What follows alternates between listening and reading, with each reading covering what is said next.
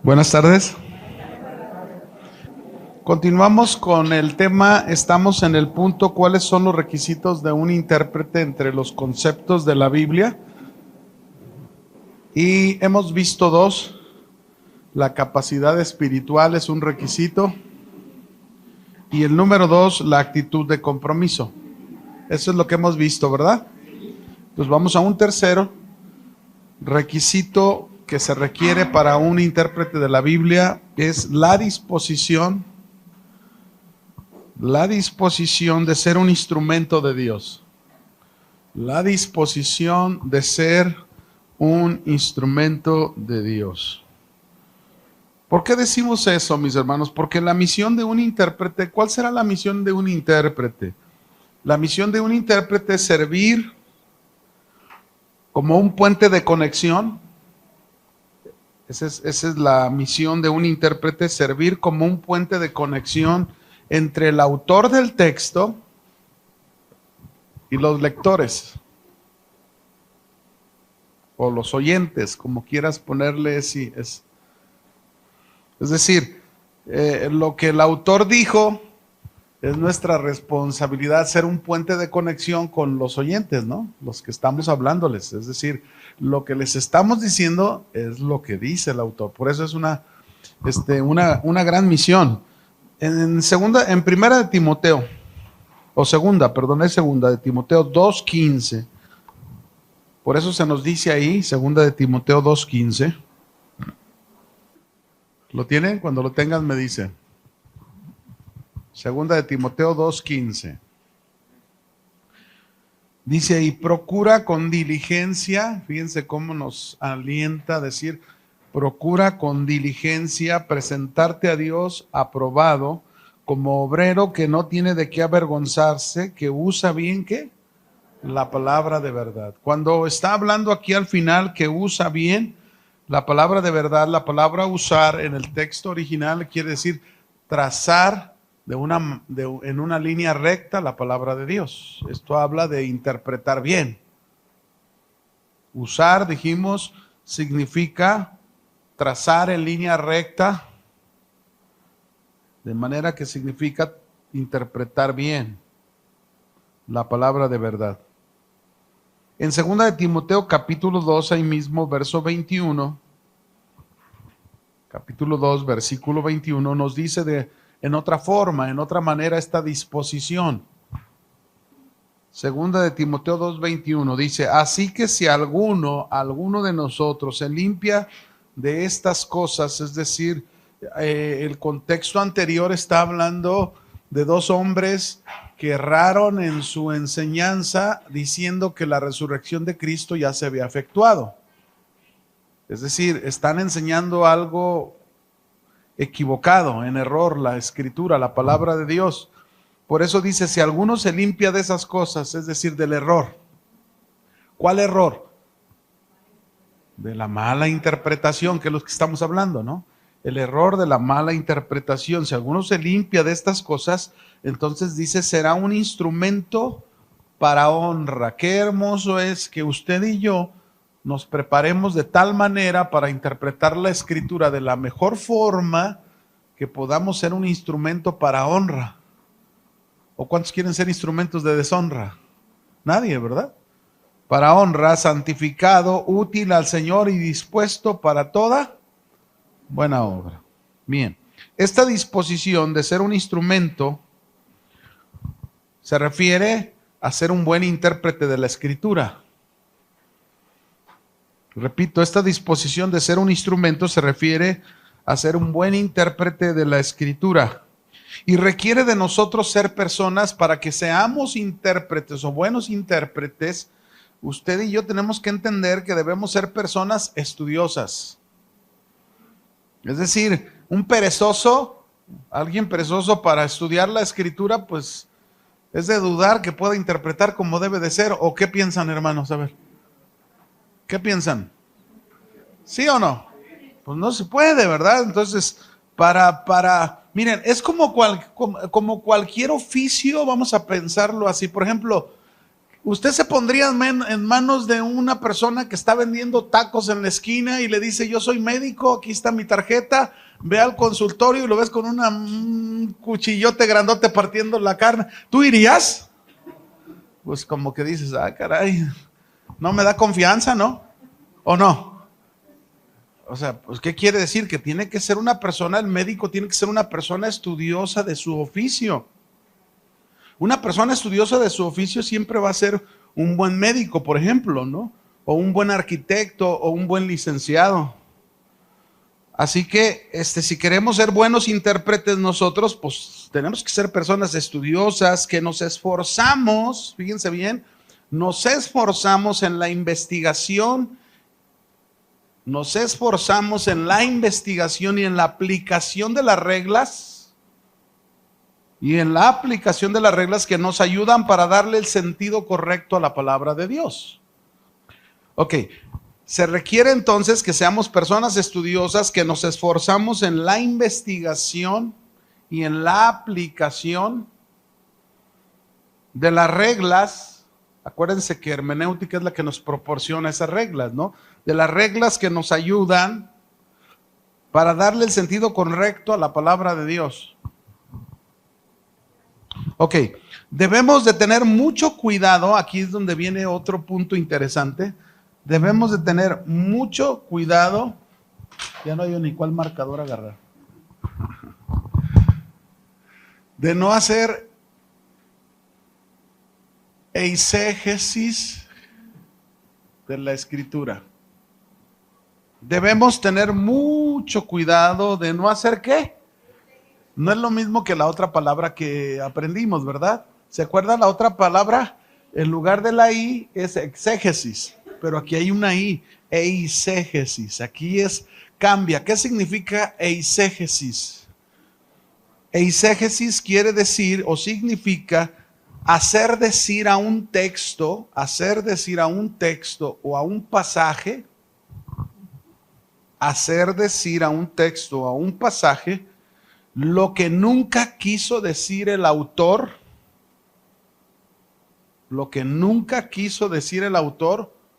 o nunca estuvo en su mente. Eisegesis. ¿Sí? Por ejemplo, voy a ponerles un ejemplo de un versículo nada más en Mateo 18:18, y ustedes me van a decir si eso quiso decir el autor. Mateo 18:18. Hasta un canto por ahí tuvimos aquí en Casa de Oración hace muchos años. Y estábamos haciendo, ¿qué estábamos haciendo? ¿Qué significa eisegesis? Hacer decir a un texto, a un pasaje, lo que nunca quiso decir el autor, ¿verdad? ¿O nunca estuvo en dónde? Ok, ¿ya lo tienen? Mateo 18:18. Dice ahí, de cierto digo, todo lo que atéis en la tierra será atado en los cielos, y todo lo que desatéis en la tierra será desatado. Ese es un versículo que muchas veces se hizo, bueno, y lo vamos a decir hasta uno, ¿no? Cometimos el error hace muchos años atrás, en que ese texto lo usamos para atar y desatar demonios. ¿Atar y desatar qué? Demonios. Mi pregunta, ¿el autor quiso decir eso ahí? ¿De atar y desatar demonios? No, porque ya hemos ido aprendiendo, ¿verdad? Gracias a Dios, y podemos ya, después de mucho que nos han enseñado, ya vamos entendiendo cosas, pero eso es hacer una eisegesis.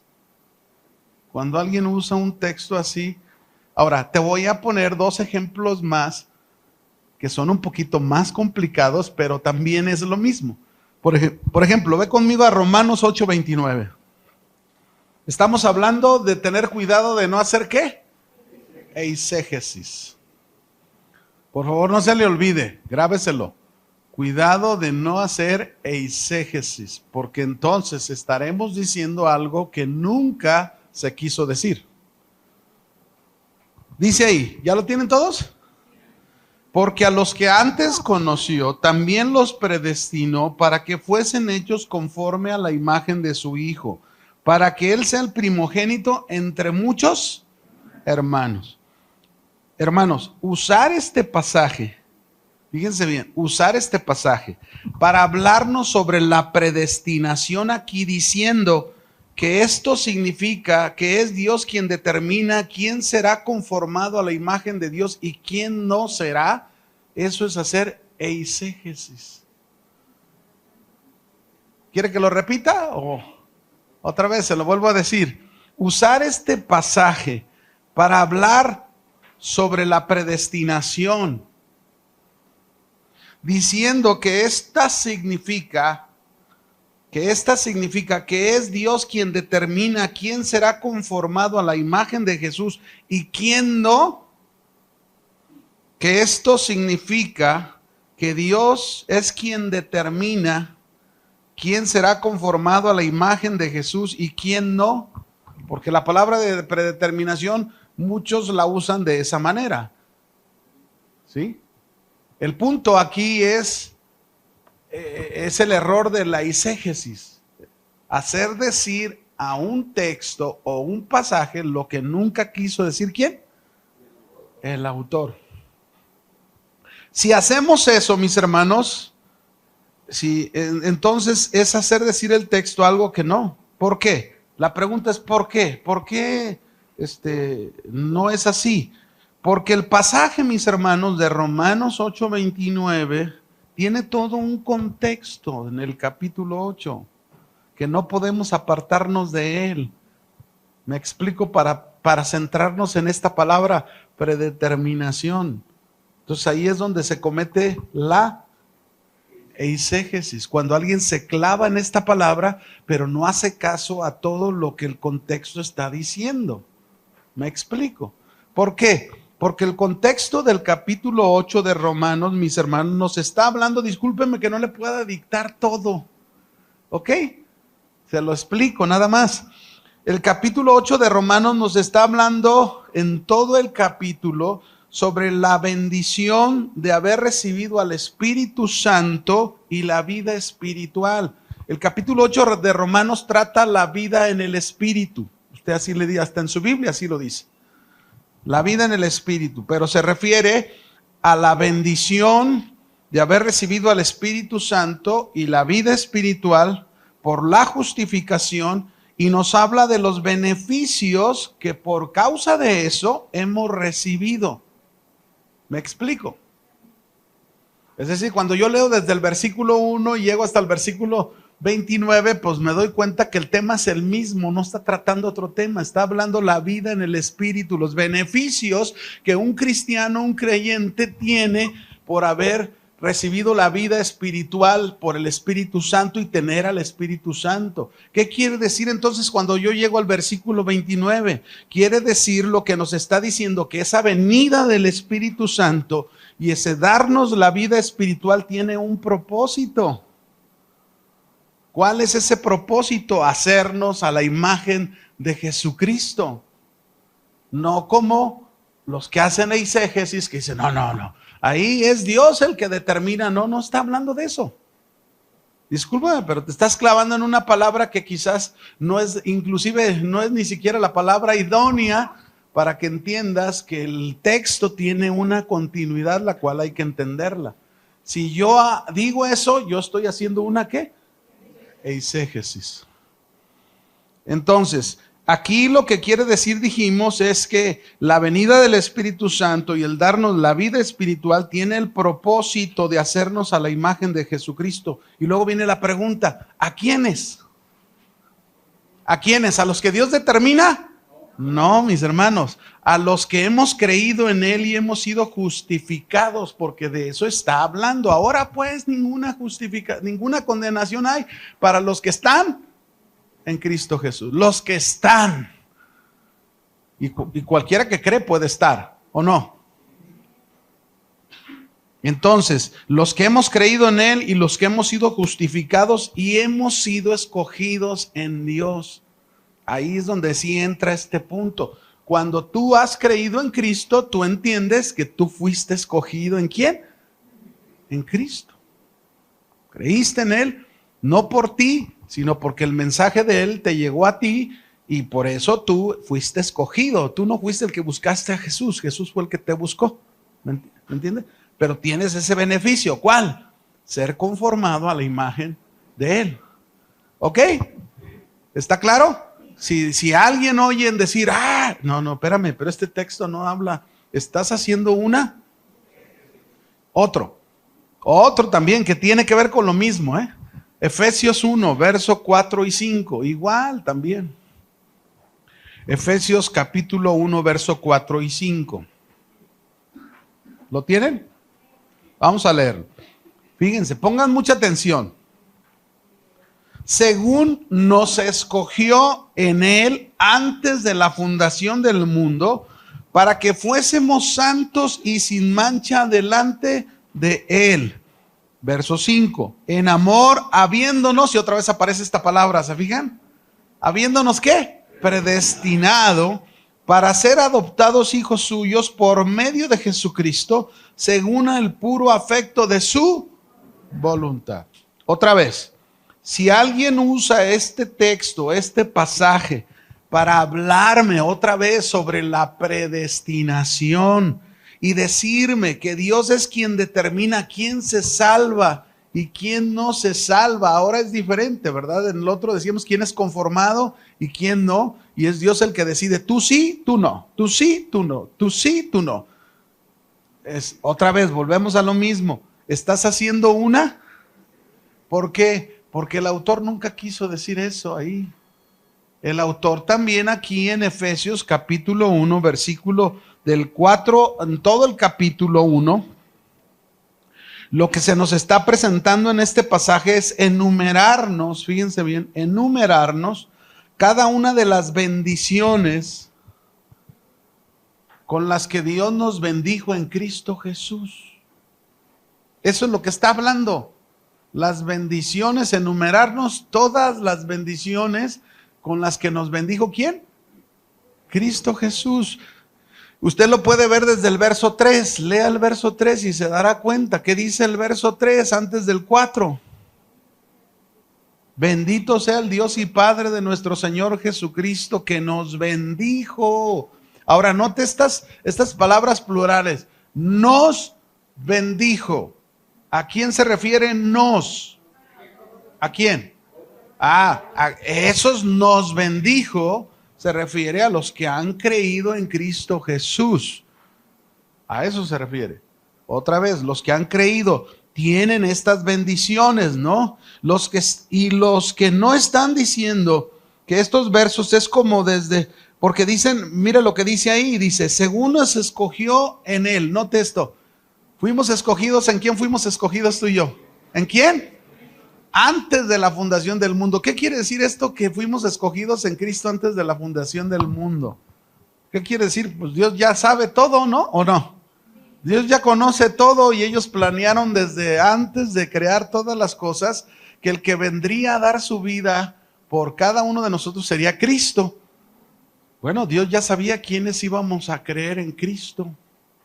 Por eso dice que fuimos escogidos en Cristo, en Él, antes de la fundación del mundo. ¿Para qué? Otra vez me dice, para ser hechos como Él, santos y sin mancha.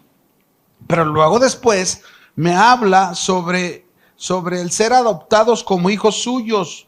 Y muchos se clavan otra vez en la palabra predestinación, cuando la palabra predestinación solamente nos está dando a entender, mis hermanos, que el hecho de que fuimos escogidos en Cristo por haber creído en Él antes de la fundación del mundo, es decir, porque antes se planeó el plan de salvación, esto no quiere decir que Dios determinó quién sí, quién no, no. Aquí nosotros creímos en Jesús. Él nos dio esa oportunidad de creer en Él. Y el beneficio que tenemos por haber creído en Él, por su gracia, no por nosotros, es que fuimos adoptados como hijos de Dios, así de simple. No decir algo que no dice el autor eisegesis. Amén. Porque luego forzamos los textos y les hacemos decir cosas que no se deben, ¿qué? De decir. Ok, entonces, mis hermanos, es indispensable en este punto Es indispensable en este punto que el intérprete esté mentalizado y capacitado,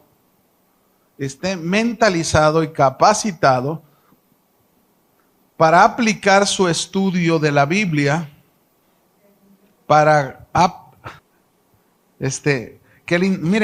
va otra vez, que el intérprete esté mentalizado y capacitado para aplicar su estudio de la Biblia a los mismos criterios que la rigen. ¿Los mismos qué? Ahora, cuando hablamos de criterios que la rigen, nos estamos refiriendo a su composición literaria, por ejemplo, al análisis lingüístico que vamos a encontrar en ella, al fondo cultural e histórico que vamos a encontrar en ella, porque no podemos hacer un lado nada de eso, sino entonces nos vamos a convertir en malos puentes de conexión entre el autor y ¿quién? Y los oyentes. No se le olvide, el intérprete tiene la responsabilidad, por eso hablamos de este punto que se llama, dijimos, la disposición de ser un instrumento de Dios, es decir, yo quiero ser usado por Dios en compartir la palabra, ¿tú? Bueno, entonces tengo que aprender bien para hacer esa conexión de puente entre lo que dice el autor y aplicarlo al oyente, que el oyente escuche lo que debe de escuchar y no lo que no es, porque entonces estaríamos diciendo algo que no es correcto. ¿Sale? Ahora, la hermenéutica, por eso la hermenéutica nos debe de ayudar la hermenéutica a abrir ese diálogo entre el pasado del autor bíblico y el presente del oyente. ¿El presente de quién? Ok. Ahí vamos a terminar el punto número 3. Requisitos de un intérprete. Capacidad espiritual. ¿Qué más? Actitud de compromiso. Y 3, disposición de ser un instrumento usado por Dios, ¿verdad? 4 y el último. Si queremos ser buenos intérpretes, estos son requisitos que tenemos que trabajar en ellos, lógico, ¿no? 4.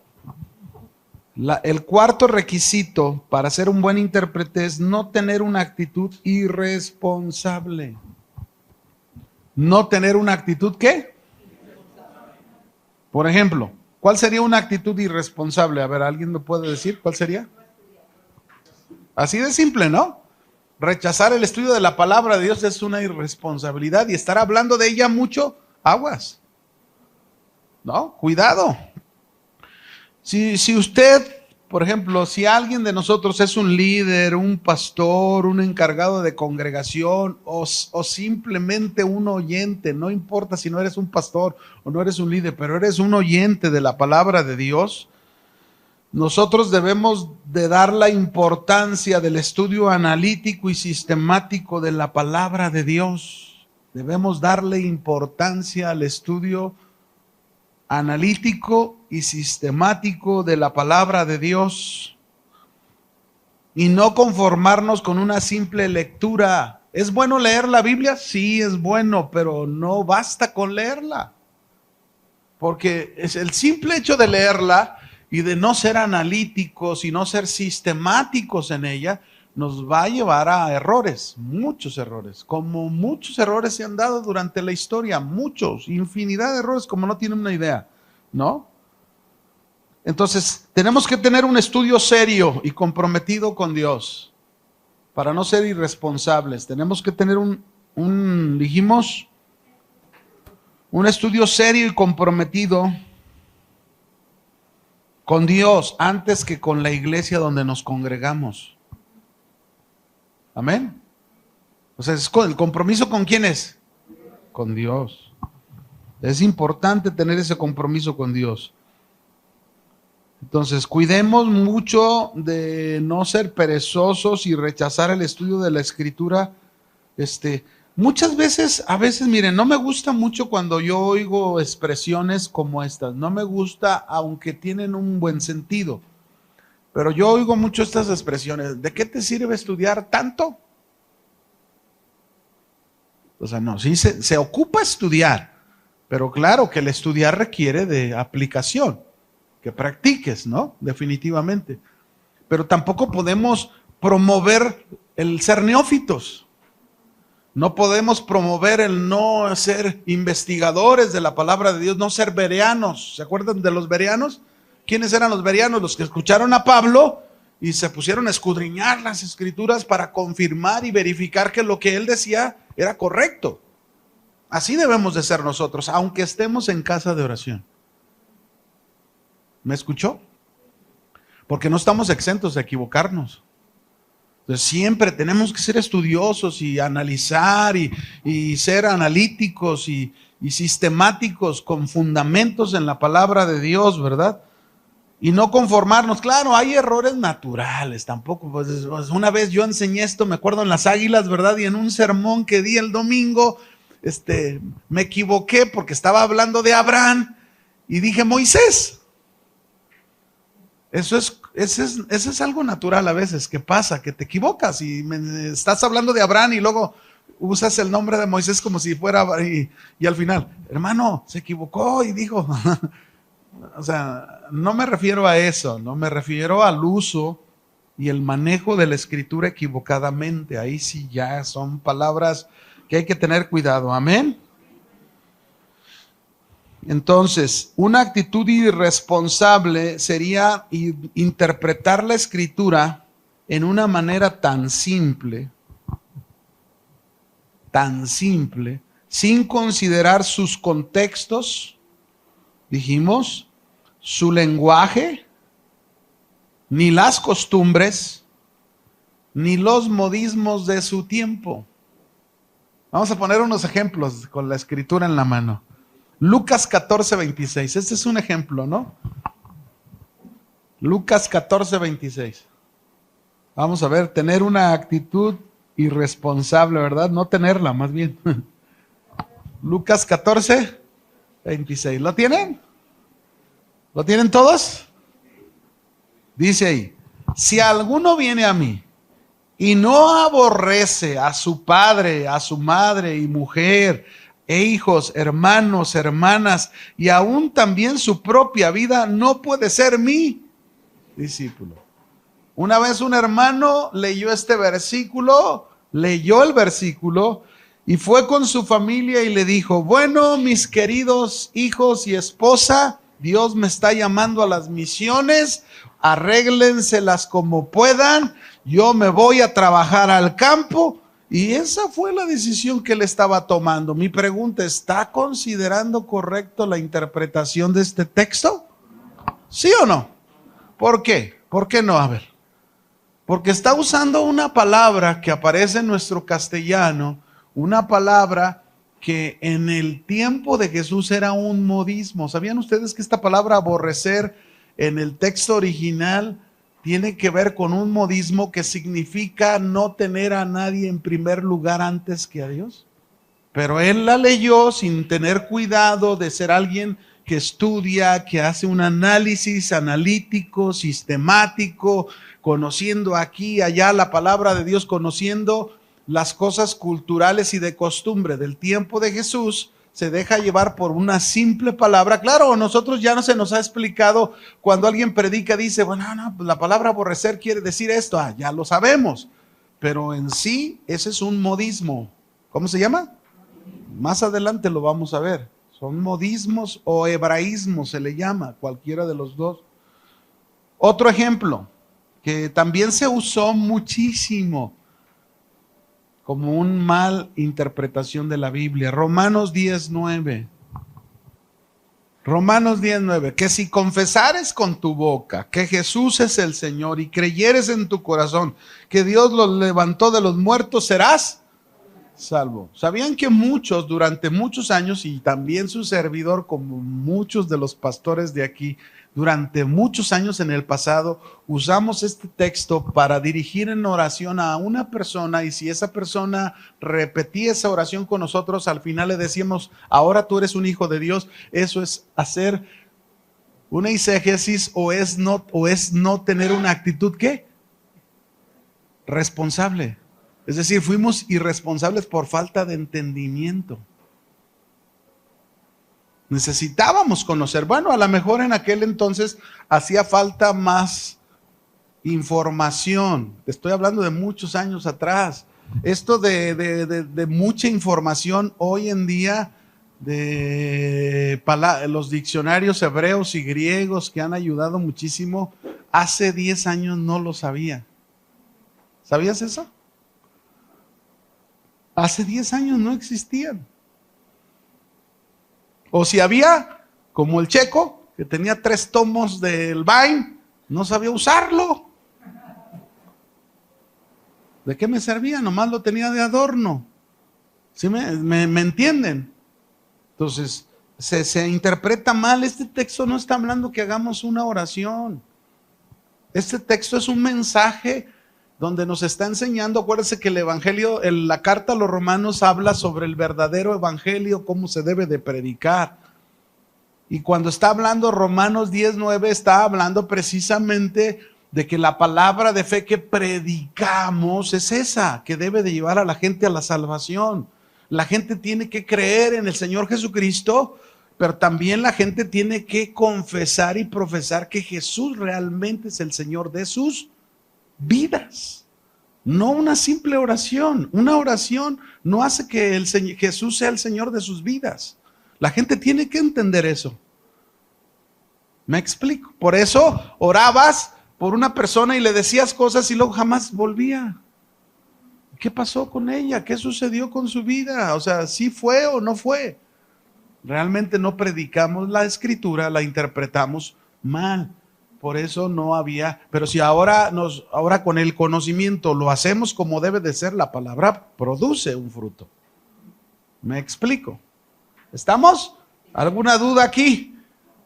¿Está claro? Bien, tengamos mucho cuidado. Dios, mis hermanos, nunca va a promover a los neófitos. Nunca. ¿Cuándo? Nunca. Dios no bendice la ignorancia.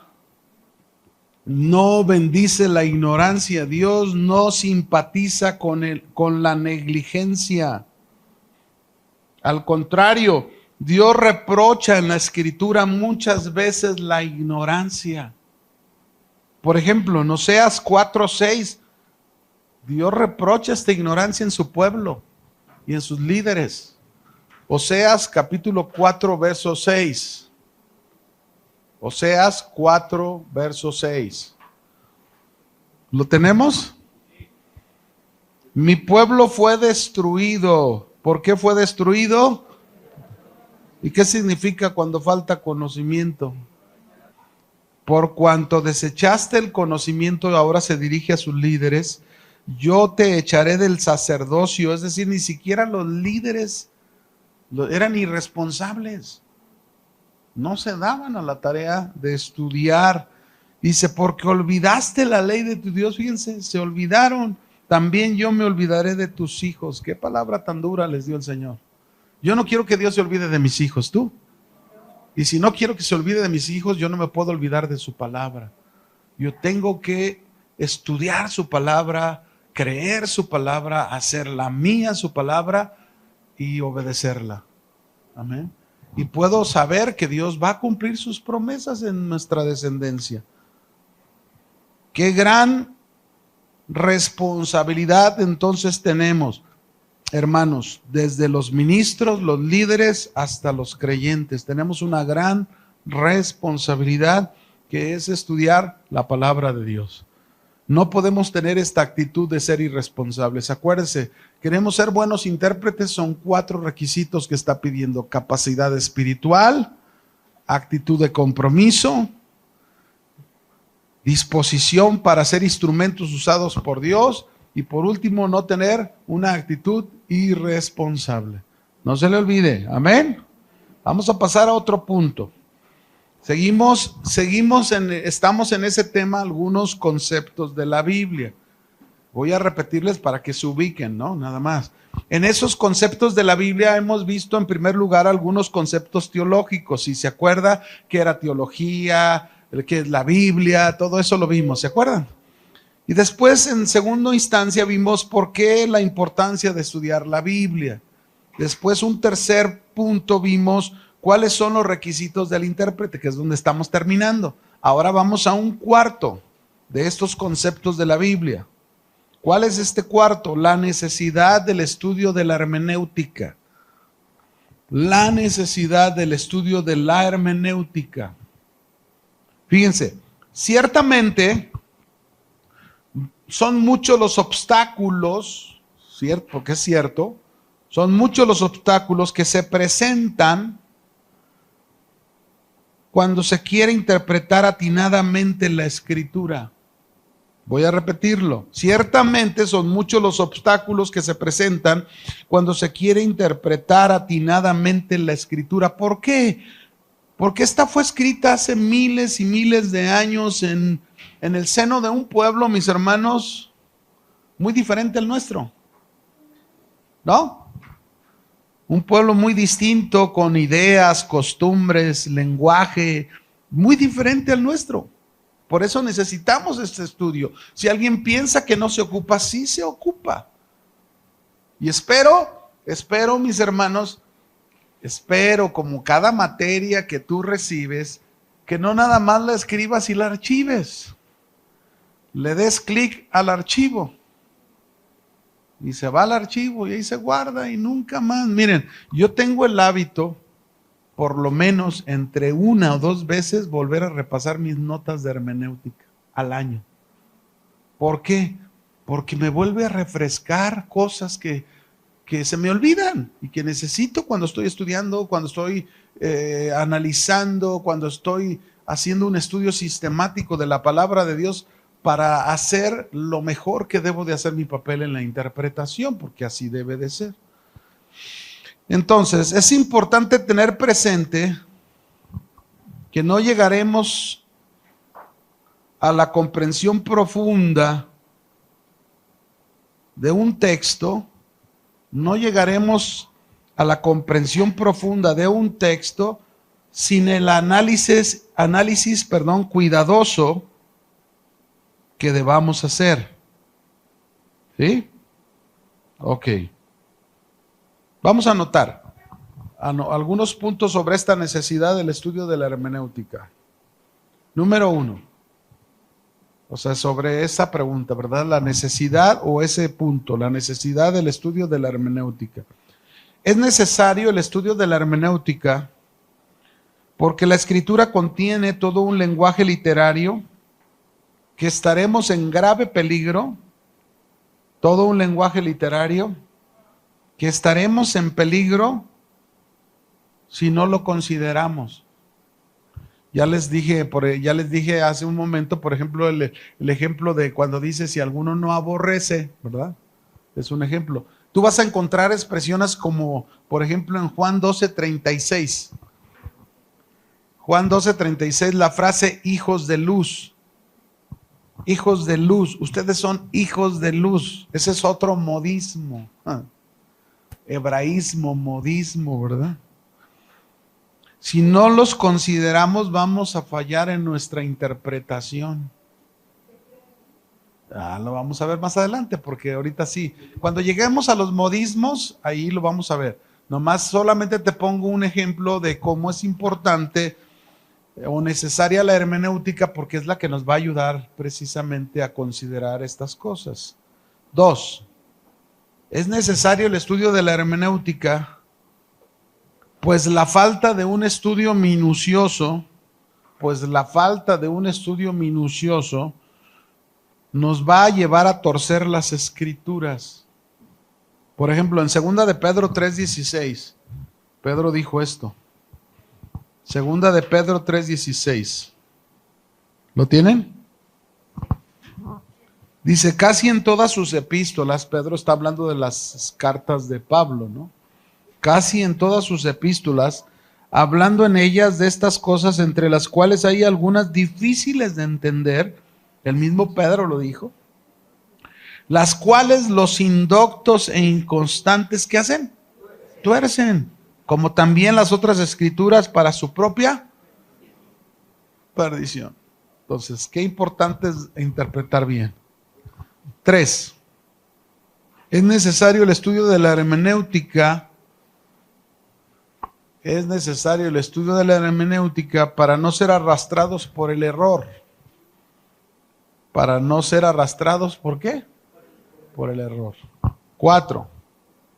Es necesario el estudio de la hermenéutica porque el mandamiento es crecer en el conocimiento de nuestro Señor Jesucristo. Y claro, crecer en el conocimiento, a ver mis hermanos, crecer en el conocimiento del Señor Jesucristo implica varias cosas, ¿verdad? No solamente está implicando el conocimiento mental de las cosas, está implicando ese crecimiento, la vida espiritual en nosotros, por causa de ese conocimiento, ¿no? Entonces, implica estas dos cosas, por eso, pero es necesario. Y 5, es necesario el estudio de la hermenéutica, porque existen pasajes difíciles de entender. ¿Existen pasajes qué? Difíciles de entender. Y 6 y último, es necesario el estudio de hermenéutica. Es necesario el estudio de la hermenéutica porque vamos a encontrar todo un contexto histórico y cultural. Todo un contexto histórico y cultural, el cual debemos considerar para evitar el error. Y bueno, los minutos que me quedan, a ver qué tanto puedo alcanzar. Vamos a ver un ejemplo en 1 Corintios 11, verso 1. Vayan conmigo ahí. Seguro nosotros ya hemos oído explicaciones de esto aquí, pero aquí lo que vamos a hacer es hacer lo que nos estamos aprendiendo de la hermenéutica, la necesidad del estudio de ella, ¿no? 1 Corintios 11, 1-16, para que ustedes entiendan cómo la Biblia tiene todo un contexto histórico y cultural. Este es un buen pasaje para que usted lo comprenda. ¿Ya lo tienen? Dice, voy a leer desde el verso 2, no el 1. Os alabo, hermanos, porque en todo os acordáis de mí y retenéis las instrucciones tal como se las entregué. Pero quiero que sepáis que Cristo es la cabeza de todo varón y el varón es la cabeza de la mujer y Dios la cabeza de Cristo. Todo varón que ora o profetiza con la cabeza cubierta afrenta su cabeza. Pero toda mujer que ora o profetiza con la cabeza, ¿qué? Note estas palabras, descubierta, afrenta su cabeza, porque lo mismo es que si se hubiese rapado. Porque si la mujer no se cubre, otra vez esta frase es importante, no se cubre, que se corte también el cabello. Y si le es vergonzoso a la mujer cortarse el cabello o raparse, ¿qué dice que haga? Que se cubra. ¿Cuántos saben que aún hoy en día hay iglesias que forzan a las mujeres a cubrirse la cabeza? ¿Sí o no? Porque dicen que ese es un mandato de Pablo. Porque aquí lo está diciendo Pablo. Pero ¿sabían ustedes, mis hermanos, que todo esto tiene todo un trasfondo histórico y cultural del por qué Pablo lo está diciendo? Y que no es un mandamiento para la iglesia en general. ¿Sabían? Tiene todo un trasfondo. El uso del velo, mis hermanos, en el siglo I de la era cristiana, tiene todo un trasfondo cultural. Los apóstoles y Cristo, fíjense bien, los apóstoles y aún Cristo, encontraron ya ellos la costumbre del velo firmemente establecida en su tiempo. No es algo que Pablo la establece. La costumbre establecida, tanto los griegos como los romanos, como los judíos del siglo I tenían esa costumbre.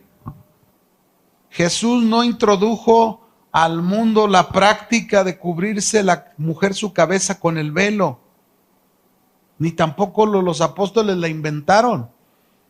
La tradición del velo existía, mis hermanos, mucho tiempo antes del nacimiento de Cristo y el establecimiento de la iglesia. ¿Sabían? Muchos años antes existía. Por eso es importante, dijimos, investigar. ¿Sí o no? Conocer el contexto cultural para poder entender y poder hacerle ver a la gente que está equivocada en esa interpretación de la escritura. Por ejemplo, no, pues qué ejemplo si ya se dio el 21. Díganle al reloj que se detenga en el nombre de Jesús. Aquí nos vamos a quedar, ya la semana que viene les voy a poner este ejemplo para que usted con datos históricos y todo, cómo el velo se usó muchos años antes de Cristo y los apóstoles, y ya estaba establecido, y para llegar a la conclusión, el por qué Pablo lo dijo aquí en 1 Corintios 11. Amén. Pero esto requiere, dijimos, investigación, por eso es lo que se hace. ¿Ok? Cuídense.